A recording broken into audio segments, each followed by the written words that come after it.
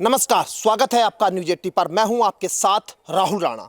इन दिनों उत्तर प्रदेश में होने वाले उपचुनाव को लेकर चंद्रशेखर आजाद एक नई लकीर खींच रहे हैं।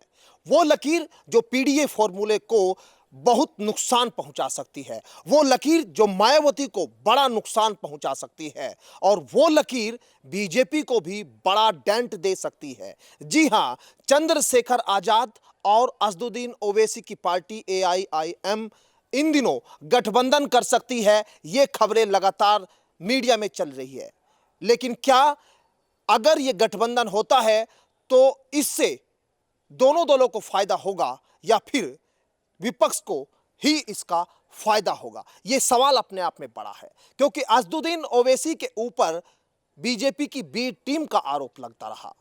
वहीं चंद्रशेखर आजाद ने नगीना सीट से बीजेपी को बड़ी मात देकर जीत हासिल की और लोकसभा तक पहुंच गए। दोनों ही नेता विपक्ष की राजनीति करते हैं, लेकिन दोनों की राजनीति एकदम से अलग है। लेकिन उत्तर प्रदेश में जब उपचुनाव होना है, अगर दोनों दल एक साथ आ जाते हैं तो क्या उत्तर प्रदेश में कुछ नई राजनीतिक समीकरण दिखाई देंगे? आज मैं बात उन्हीं समीकरणों की करने जा रहा हूं। दरअसल मैंने कहा मायावती और यहां पीडीए फॉर्मूला उसको कहीं ना कहीं बड़ा नुकसान पहुंचा सकते हैं। क्या? क्योंकि ये इसलिए कहा जा रहा है क्योंकि चंद्रशेखर आजाद अभी तक उत्तर प्रदेश में 10 सीटों पर उपचुनाव लड़ने का अकेले अपने दम पर ऐलान कर चुके थे, जिनमें से 3 सीटों पर उन्होंने अपने प्रत्याशियों के नाम का ऐलान भी कर दिया था। मीरापुर मुजफ्फरनगर की सीट और गाजियाबाद की सदर सीट, वहीं मिर्जापुर की मंझवा सीट पर उन्होंने अपने प्रत्याशी के नाम का ऐलान कर दिया था। क्योंकि मीरापुर की सीट पर अगर आप गौर करेंगे तो यहां 1,30,000 के आसपास मुस्लिम मतदाताओं की संख्या बताई जाती है।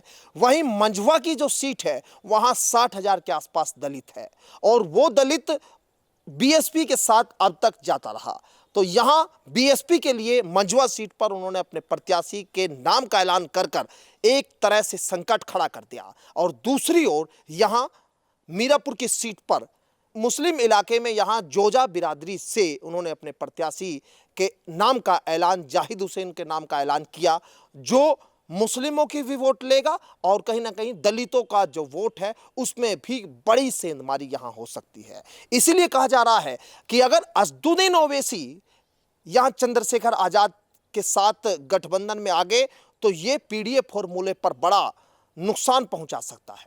क्योंकि पीडीए फॉर्मूले में यहां कहीं ना कहीं मुस्लिमों की जो संख्या इन 10 सीटों में से कुंद्रंकी की सीट पर अगर आप बात कर ले, यहां अगर आप बात कर ले मीरापुर की सीट पर, और ऐसी कई सीटें हैं जहां मुस्लिम वोटर जो है वो बड़ी अहम भूमिका में है। तो इसीलिए अब जो लकीर चंद्रशेखर आजाद ने खींची है, उत्तर प्रदेश से लेकर हरियाणा की बात कर ले, दिल्ली की बात कर ले, अब यहां उन अलग अलग इलाकों में चंद्रशेखर आजाद अपनी पार्टी को बढ़ाते हुए दिखाई दे रहे हैं। क्योंकि चंद्रशेखर आजाद चाहते हैं कि उनकी पार्टी राष्ट्रीय स्तर की पार्टी बने।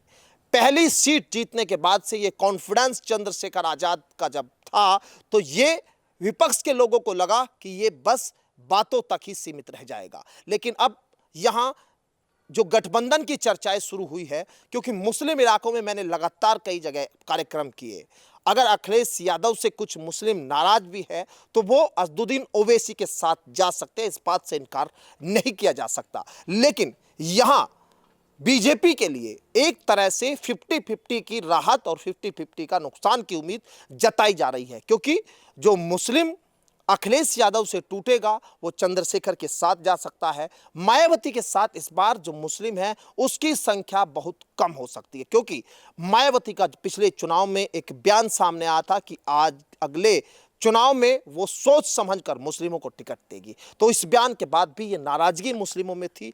तो असदुद्दीन ओवैसी इसी मुद्दे को भुनाने के लिए उत्तर प्रदेश की राजनीति में समय समय पर अपनी दस्तक देते रहते हैं। लेकिन इस बार अगर उनकी दस्तक उत्तर प्रदेश के इन 10 सीटों पर गठबंधन के साथ दिखाई देती है तो यहां बड़ा नुकसान अखिलेश यादव के लिए कहा जा सकता है।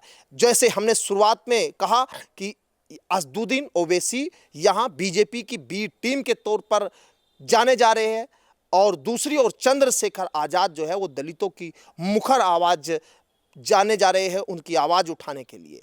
तो ये बड़े दो एक अलग-अलग राजनीतिक धुरी के नेता एक साथ जब आएँगे तो सबसे बड़ा नुकसान क्या मायावती को होगा या फिर सबसे बड़ा नुकसान यहाँ अखिलेश यादव को होगा? ये अपने आप में बड़े सवाल। अब तक चुनाव जो है एनडीए और इंडिया गठबंधन के बीच उत्तर प्रदेश का माना जा रहा था। लेकिन जब से इस गठबंधन की सुबसुबाहट तेज हुई है, क्योंकि चर्चा ये भी है कि जिन 3 सीटों पर चंद्रशेखर आजाद ने अपने प्रत्याशी उतार दिए हैं, इन 3 सीटों पर आजाद समाज पार्टी के प्रत्याशी फाइनल रहेंगे। दूसरे जो 7 सीटें अभी बची है, उनमें से 2 सीट यहां चंद्रशेखर आजाद और अपने प्रत्याशी उतारेंगे और 5 सीटों पर यहां कहीं ना कहीं कुंदरंकी की जो सीट है, इसमें माना जा रहा है कि अज़दुद्दीन ओवैसी की पार्टी की तरफ से यहाँ पर प्रत्याशी उतारा जा सकता है, क्योंकि 60% से ज़्यादा मुस्लिम इलाका ये है कुंदरंकी में। और अखिलेश यादव जिस तरह से यहाँ अपने प्रत्याशियों को लेकर अभी एक बैठक उन्होंने लखनऊ में की थी, अलग अलग सीटों को लेकर जिस तरह से समाजवादी पार्टी बैठकें कर रही है, अब ये लग रहा था कि कहीं ना कहीं समाजवादी पार्टी वहाँ बढ़त बना सकती है। लेकिन चंद्रशेखर आजाद और अज़दुद्दीन ओवैसी के गठबंधन के साथ आने के बाद ये समीकरण कुछ डगमगाता नजर आ रहा है। ऐसे में बड़े सवाल कई सारे हैं। सवाल यही है कि क्या उत्तर प्रदेश में आने वाले दिनों में चुनाव और दिलचस्प होने वाला है? सवाल यह भी है कि क्या पीडीए फॉर्मूले को चंद्रशेखर आजाद और अज़दुद्दीन ओवैसी मिलकर टक्कर देने वाले हैं? और सवाल यह भी है कि क्या यहाँ जो पिछली 5 सीटें थी, 5 सीटें क्योंकि भारतीय जनता पार्टी के पास थी और 5 सीटें यहाँ विपक्ष के पास थी, तो कहीं ना कहीं ये भी एक सवाल अपने आप में है कि उन 5 सीटों पर भी क्या बीजेपी के लिए जीत पाना मुश्किल ना हो जाए? क्योंकि दलित वोट बैंक जब मायावती के साथ अधिकतर माना जाता रहा, उसमें भी अब सेंधमारी चंद्रशेखर आजाद कर चुके हैं। वहीं मुस्लिमों के पास में एक ऑप्शन अज़दुद्दीन ओवैसी और चंद्रशेखर के तौर पर खुलता हुआ नजर आ रहा है। ऐसे में बड़े सवाल, हालांकि इस उपचुनाव में कोई सरकार न जाने वाली है न आने वाली है, लेकिन यहाँ विपक्षी जो दल है उनकी ताकत कितनी होगी, क्योंकि ये 2027 का सेमीफाइनल के तौर पर देखा जा रहा है, वो ताकत का अंदाजा भी इस चुनाव में हो सकता है। तो इसीलिए कहा जा रहा है कि यहाँ एक नई लकीर चंद्रशेखर आजाद जो खींच रहे हैं, उसका बड़ा असर आने वाले इन 10 सीटों पर उपचुनाव को लेकर देखा जा सकता है। फिलहाल मेरे साथ यही जानकारी है और जो जानकारी आगे आएगी वो आपके सामने हम शेयर करेंगे। फिलहाल आप ये वीडियो को शेयर कीजिए और लाइक कीजिए, और आपकी जो सुझाव है वो आप हमें कमेंट बॉक्स में बता सकते हैं। मुझे दीजिए इजाजत, नमस्कार।